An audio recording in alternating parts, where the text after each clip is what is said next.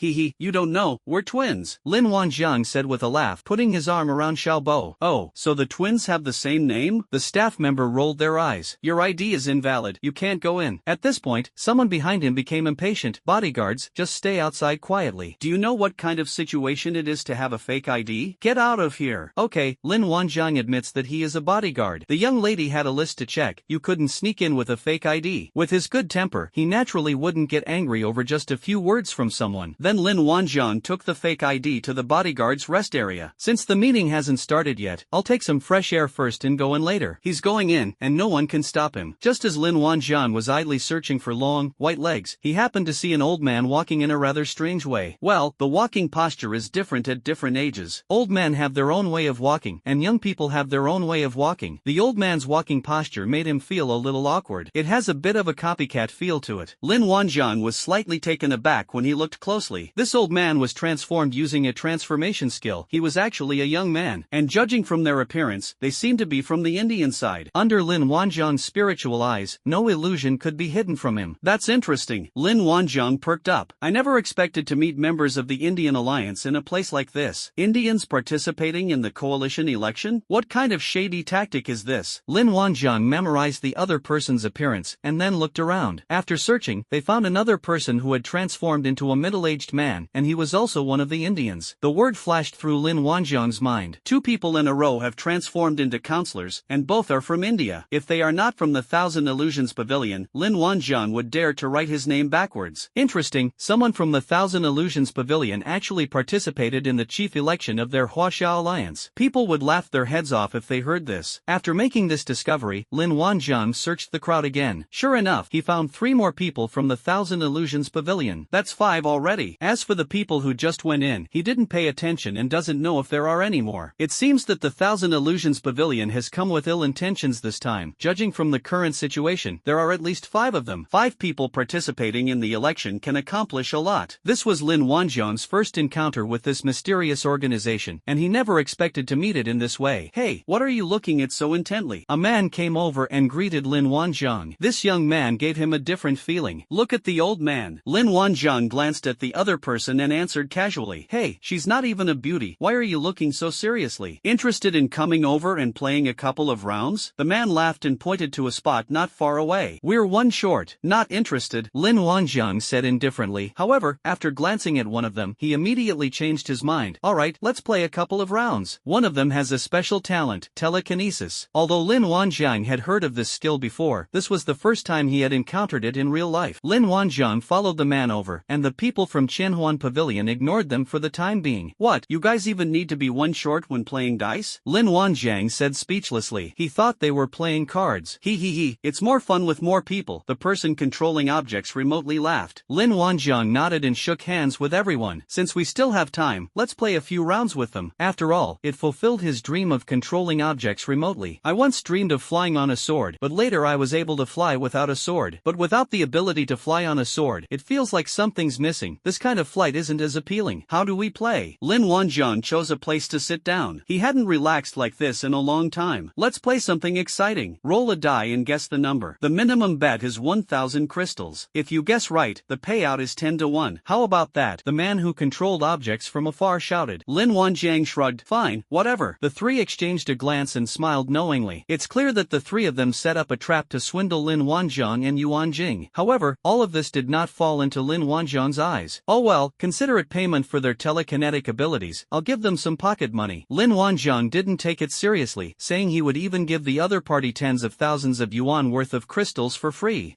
Let's begin. The man controlling the object laughed as he shook the dice in his hand. 1 point. Lin Wanjiang casually gave a number. So casually? The man controlling the object twitched his face. He's a master at rolling dice. He knows it definitely isn't a 1. He solved his food and clothing problems with this method. The other two men also placed bets on a few points, looking quite professional. The final result, naturally, was something no one could have guessed. The two looked regretful. Oh, so close.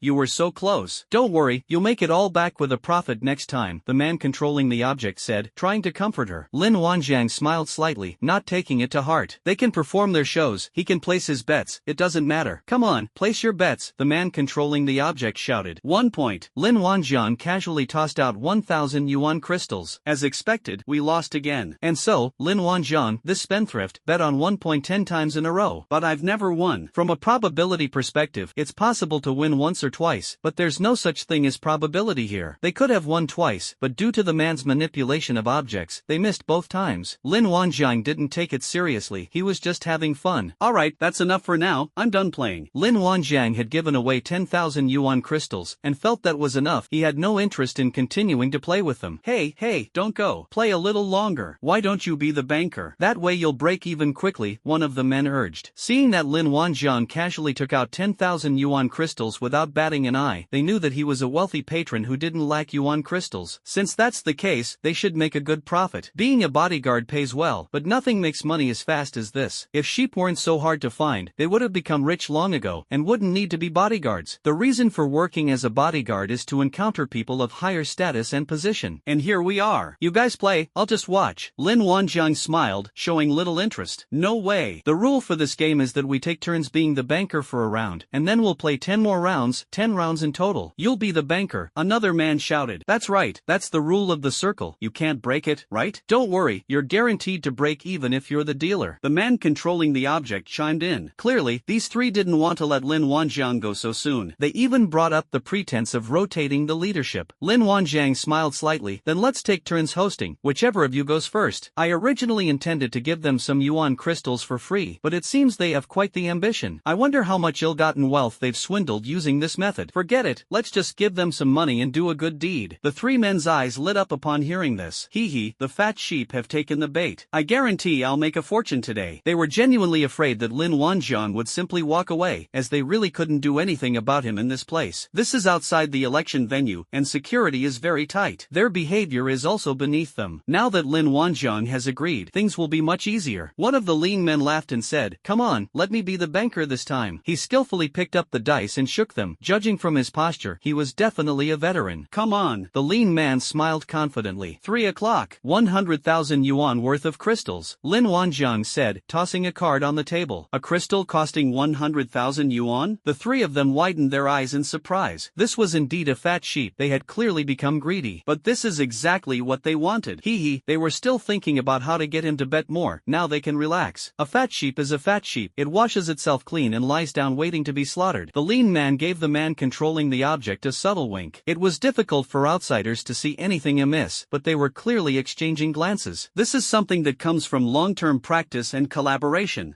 Okay, I'll open it then. The lean man glanced at the man controlling the object, and seeing the confident look on his face, he picked up the lid directly. Oh dear, your luck isn't so good.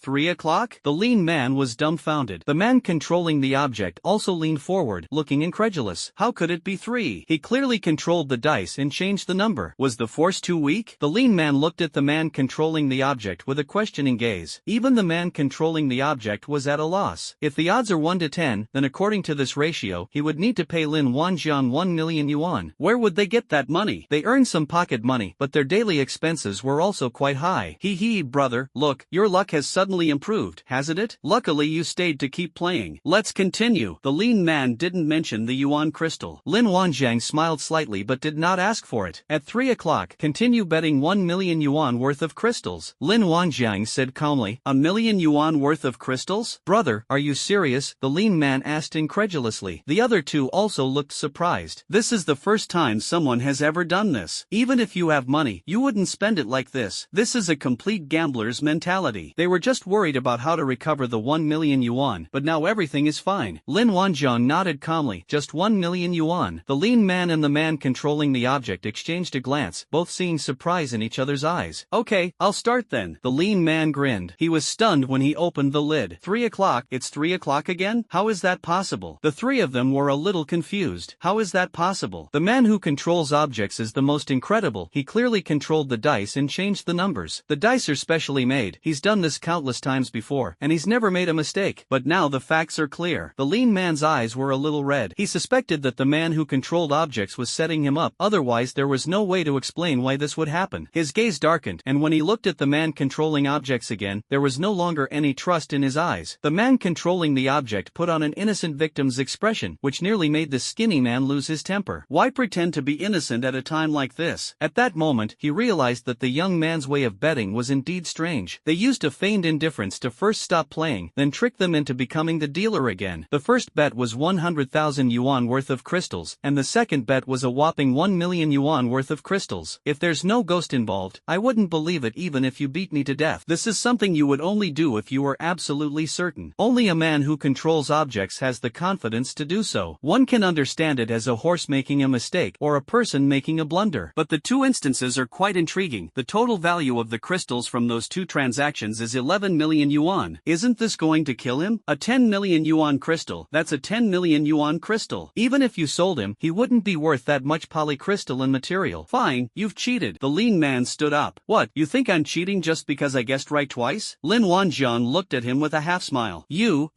The lean man fell silent. Yeah, how did he cheat? At this point, the man controlling the object proved his innocence. This kid is suspicious. He must have done it. The lean man looked at the other person with suspicion. Yes, the three of them are old acquaintances. They've set up so many schemes before, and this situation has never happened before. This young man was clearly acting strangely this time, which meant he must have some unknown methods. This person was only brought in temporarily. The man in charge of the object would never conspire with him to set a trap and then betray him. The lean man instantly understood the key point. This means that there's something strange about this young man. The three surrounded Lin Wan, looking like they were about to confess honestly. I say, you guys are really something. Did you even see me move? Lin Wanjiang chuckled lightly. It's just 10 million yuan crystals. If you can't afford to lose, don't play. I don't even consider it a threat. You must have used some kind of method. Tell the truth. Cheating at the gambling table can get your hand cut off. The lean man's eyes gleamed. This young man seems to have a solid financial foundation. It might be worth taking this opportunity to make some money off him. Alright, my patience is limited. Give me back my principal, and I can pretend tonight never happened. Lin Wanjiang smiled slightly. The three exchanged a glance, and each saw determination in the other's eyes. A refund? That's 110,000 yuan worth of crystals. A refund is out of the question. Kid, you look honest enough to cheat, so here's the deal. You hand over 1 million yuan crystals and we'll call it even. Otherwise, we'll cut off one of your arms. The choice is yours. The lean man sneered. There are three of them. They can't just bully a young guy like that. He didn't believe the young man wasn't guilty. If he was guilty, they could definitely squeeze more money out of him if they threatened him. Although they were outside the venue, they couldn't make too much noise. However, it is still possible to cripple him silently. Sigh. You didn't cherish the opportunity one gave you. Lin Wanjiang sighed. In the next instant, all three of them bent their left arms backward at the same time. Three clear sounds of bones breaking rang out.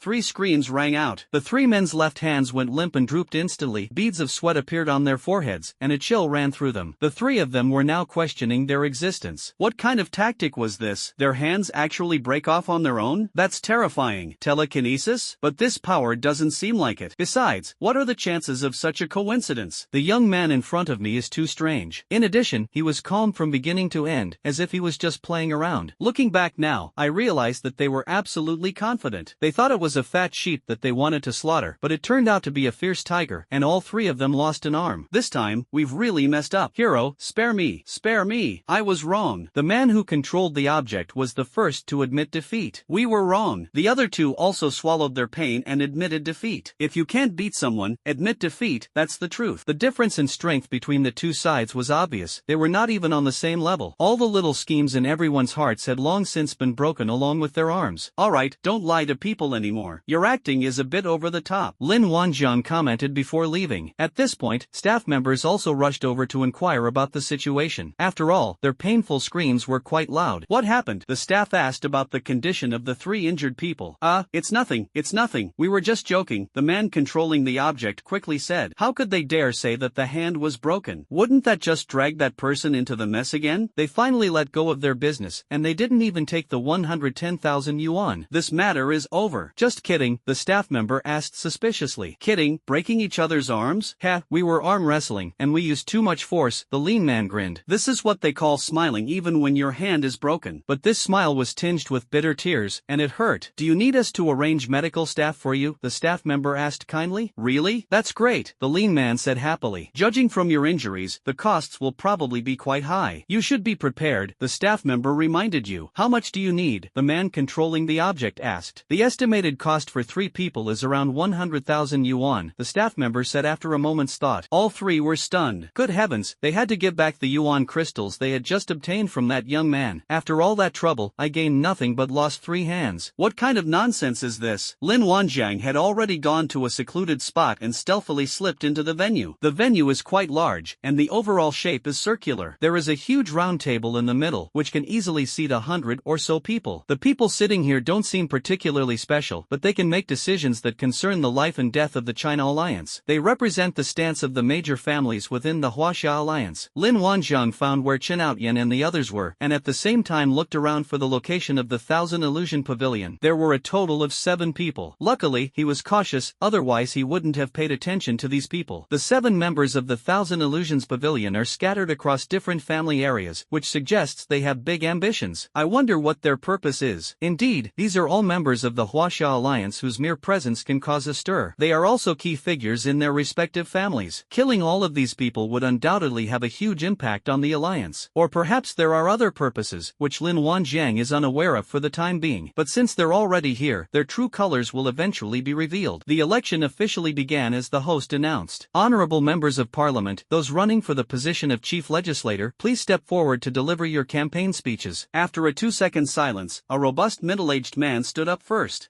Since no one's testing the waters, I, Lin, will go first. This person was none other than the previous chief counselor, Lin Shangtian. Time seems to have left no trace on his face. He looks significantly younger than his actual age. The campaign speech is really just a formality. The various families had already made their preparations long before. They were now more confident about how many votes they could get. Campaign speeches are just a formality. Of course, the best outcome is to get those undecided neutrals to choose sides. Lin Shangtian, after all, had served as chief for several terms, and his imposing presence and commanding aura were undeniable. When he stepped onto the stage, his composure and dignified bearing were enough to convince anyone. During his previous term, the league developed steadily without any major problems, so his chances of being re-elected are still very high. With the staunch support of the Lin family and several other families, there is an 80% chance that Lin Shangtian will continue to serve as chief. Gentlemen, you all know my style of doing things. During my tenure, although the alliance didn't undergo any major changes, it did develop steadily. Lin Shangtian looked around at everyone and slowly began to speak. I believe I have always been fair and impartial, and have never treated anyone unfairly or shown favoritism to any party. Now that the monkeys in the southwest are stirring up trouble and the mutated beasts are undergoing some kind of change, it is the right time to seek stability. I, Lin, am willing to dedicate myself to the alliance for several more years to resolve the southwest issue, while also deepening our research on mutated beasts to make the alliance more stable. After giving a passionate speech, Lin Shangtian stepped down from the stage. After Lin Shangtian took the stage, Lu Jinrong took the stage. However, he was just there to participate and said a few words casually. He wasn't really interested in competing for the top spot. A ceremony always needs a few people to accompany it. The Sun family also sent Sun Jintian to participate as a runner-up. After Sun Jintian came down, no one came up on stage for several seconds. Just when everyone thought the matter of the chief candidate should be settled, Wang Zhonghan has come to power in the Wang family.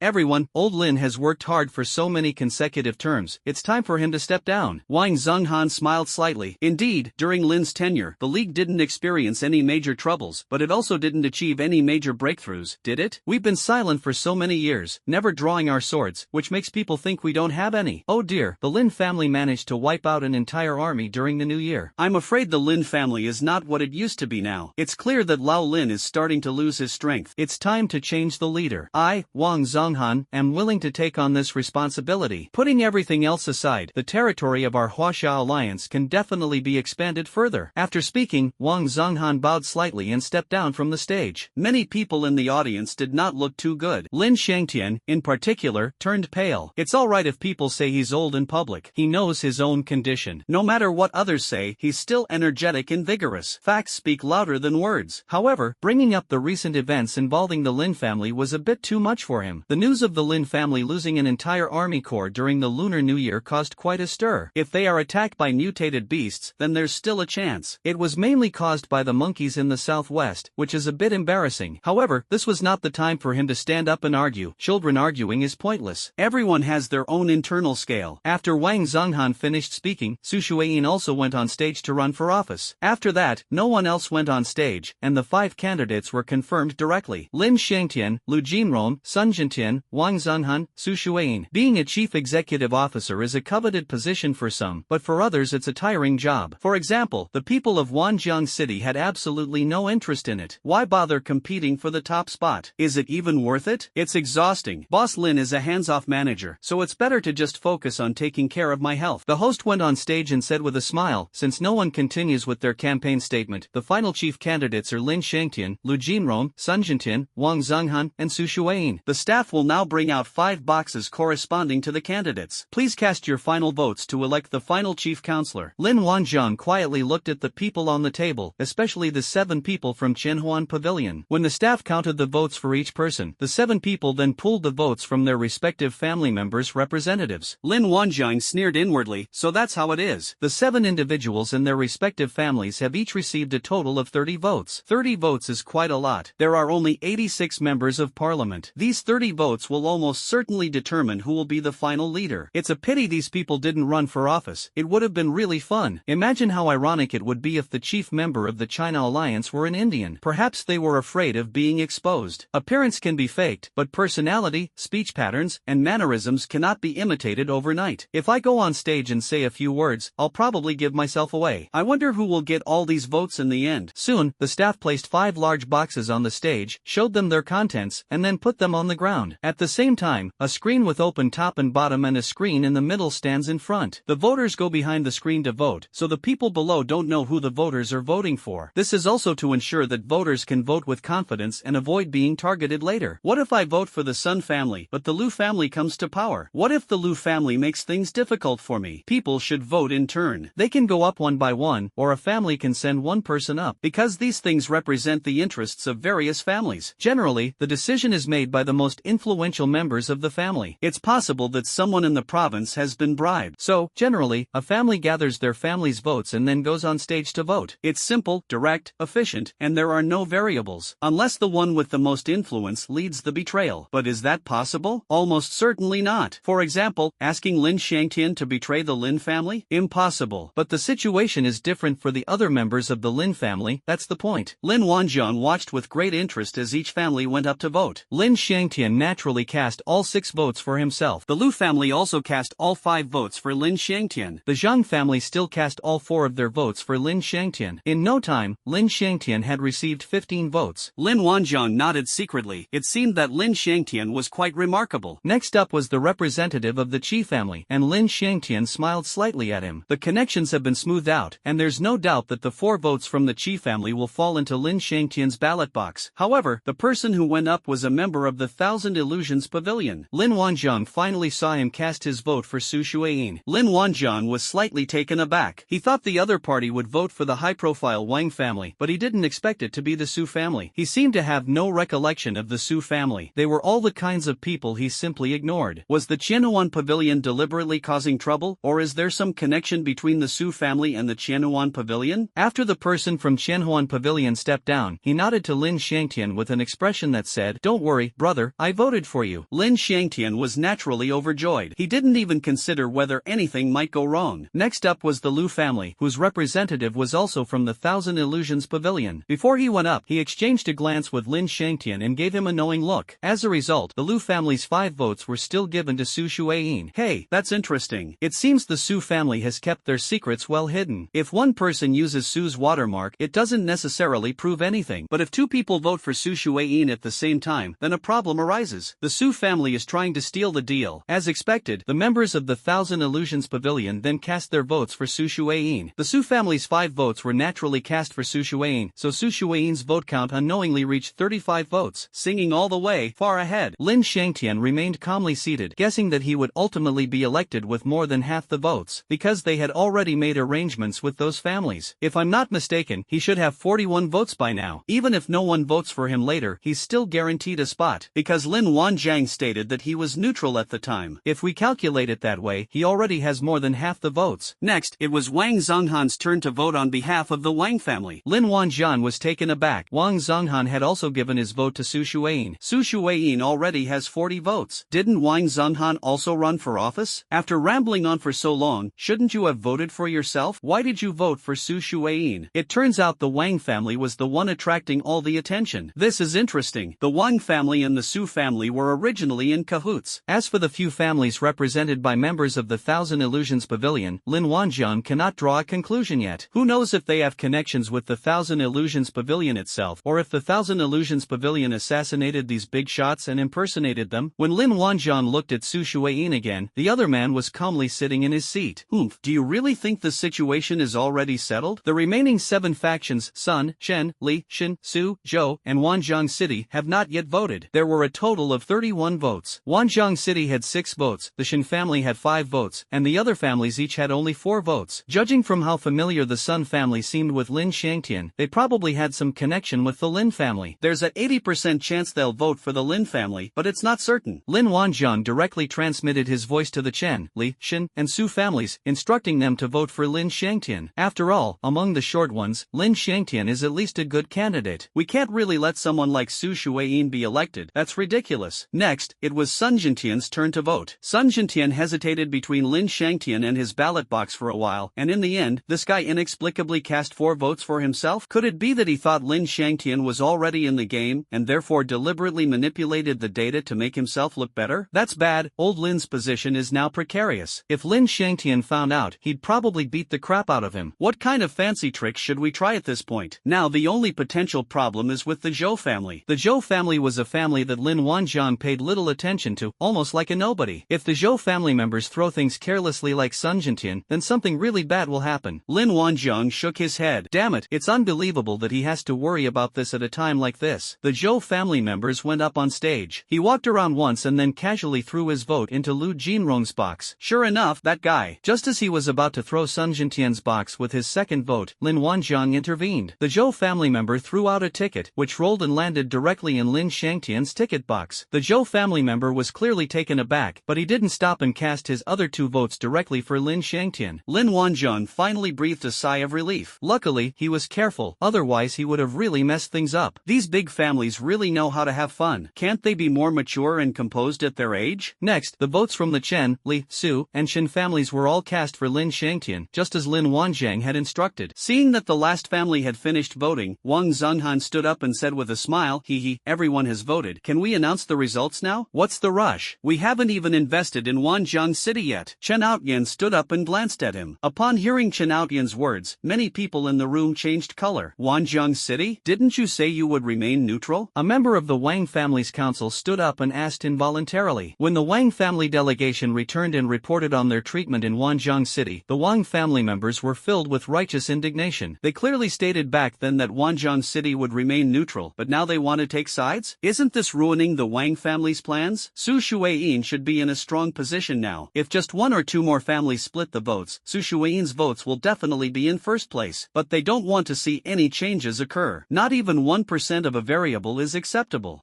Can't we change our minds now? Can't we vote for the Lu, Sun, Su, and Lin families if we like them? Chen Outyan spoke very frankly, and went straight to the stage after he finished speaking. The Wang family members were furious at these words. However, judging from Chen Outyan's intention to distribute the votes, well, that's perfect. Now Chief Counselor Su Shuiyin is in a secure position.